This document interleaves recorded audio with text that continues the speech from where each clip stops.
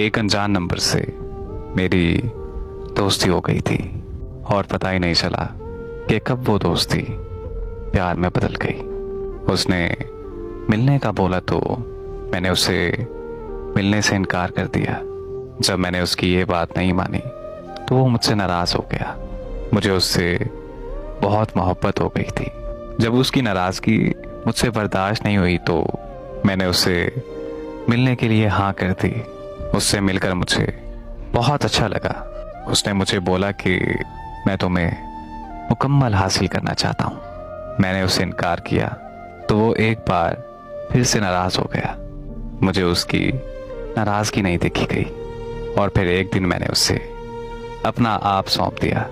वो मुझसे मिलने की जिद करता रहा और मैं उससे मिलती रही। फिर मुझे कुछ दिन बाद पता चला कि मैं प्रेग्नेंट हो गई हूँ। जब मैंने उसे इस बारे में बताया तो उसने मुझसे बात करना बिल्कुल बंद कर दी। मैं बहुत रोई और मजबूरन मुझे अबॉर्शन करवाना पड़ा। फिर एक दिन मेरे घर वालों ने मेरी शादी तय कर दी। जब मैंने उसे बताया तो वो मुझे कहने लगा कि मेरे पास अभी कोई जॉब नहीं है, मैं तुमसे अभी शादी नहीं कर सकता। और फिर एक दिन उसने मुझसे मुकम्मल तौर पर राब्ता ख़त्म कर दिया।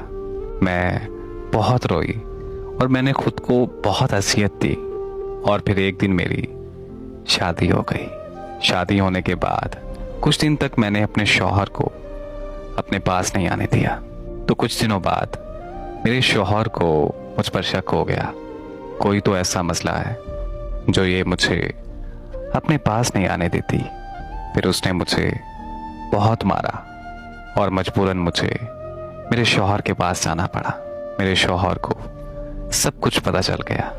उसके पूछने पर मैंने उसे सब कुछ सच सच बता दिया। मेरे शौहर ने मुझे फिर से मारा और अपने घर में सबको बता दिया कि मैं बदकिरदार हूँ। मेरे शौहर ने मुझे घर से धक्के देकर निकाल दिया।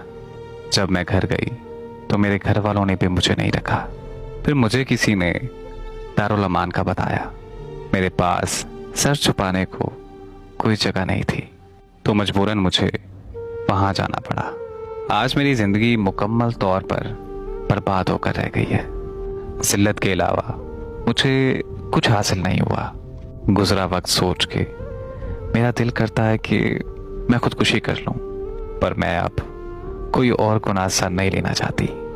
आज की ये कहानी शेयर करने का मकसद सिर्फ इतना था कि जो आज